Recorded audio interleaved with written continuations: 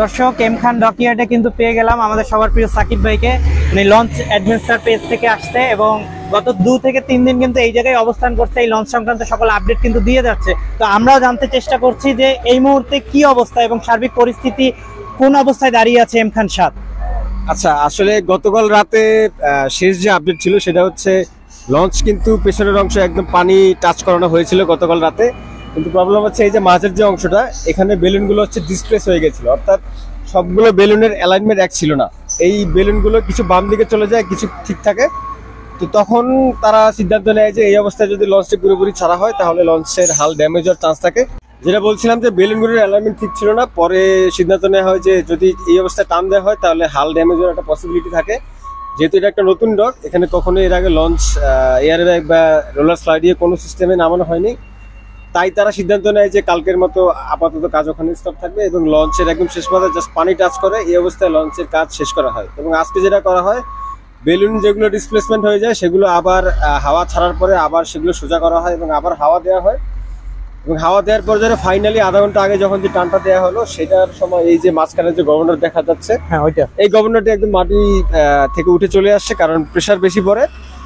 তো পরে কাজ আপাতত আবার বন্ধ থাকে এবং এখন আবার আরো 20-30 ফুট পিছনে গিয়ে আবার নতুন একটা গভর্নর তৈরি করা হবে। তারপরে সেই গভর্নর দিয়ে আবার নতুন করে মেশিন দিয়ে টান শুরু করা হবে এবং সেই টানে যদি আর কোনো প্রবলেম না হয় আশা করি লঞ্চ এক টানে পুরোপুরি পানিতে ভাসবে। তো এখন আমরা মনে করতে পারি যে বেশ সময় সাপেক্ষ একটা বিষয়, কারণ গভর্নরটা রিকভার করতে হবে, তারপরে লঞ্চটা আবার আগের মতো টান দেওয়া হবে। তো কিন্তু আমার একটা প্রশ্ন আছে, সেটা হলো আমরা অ্যাডভেঞ্চার লঞ্চ দেখছি, কীর্তনখোলা ডকইয়ার্ড দেখছি যে লঞ্চটা নামানোর এর আগে প্রক্রিয়াগুলো যতটা সহজ, ইজিলি তারা লঞ্চটা পানিতে ভাসানো হয়েছিল। এইখানে এটা প্রথমবার হওয়াতে কি একটু দেখা গেল তাদের যে পূর্ব প্রস্তুতি বা নিয়ন্ত্রণ যে ব্যবস্থা এবং ওভারঅল তাদের যে এক্সপিরিয়েন্সের অভাব বা অবকাঠামো সবকিছু মিলিয়ে কি কোনো দুর্বলতা আপনার চোখে পড়েছে কিনা? আচ্ছা, দুর্বলতা বলতে প্রথমে যেটা বলতে হবে, এটা কোনো ফ্যাসিলিটেড ডকইয়ার্ড না, এটা কিন্তু হচ্ছে জাস্ট খোলা জায়গার উপরে লঞ্চটা বানানো। এখন ফ্যাসিলিটেড ডকইয়ার্ডে যে ধরনের সুযোগ সুবিধা থাকে, যেমন লঞ্চ বানানোর জন্য পানিতে ভাসানোর যে জায়গাগুলো, লঞ্চিং যে জায়গাটা, সেটা কিন্তু সুন্দর করে একদম সোজা পানির দিকে নামে। সেখানে আমরা যেই ওয়েতেই জাহাজ লঞ্চ করি না কেন সেটা কিন্তু অনেক সহজ হয়, কিন্তু এখানে কিন্তু মাটি ওরকম না। এবং এটা যেহেতু চরাঞ্চল জায়গা বা নদীর পাশে বালি ভরার জায়গা, এখানে কিন্তু এই যে বেলুনগুলো যেগুলো আছে এগুলো কিন্তু সহজে রোল করে না।